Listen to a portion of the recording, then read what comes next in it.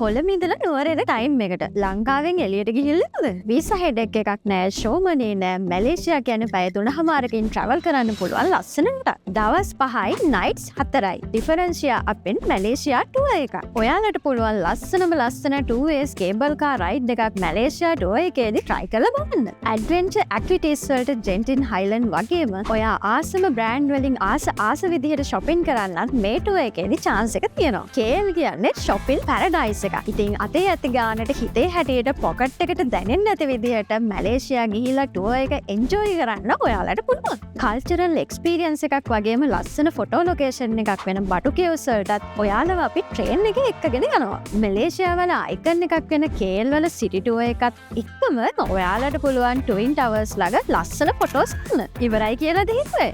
නෑ තව තියෙනවා.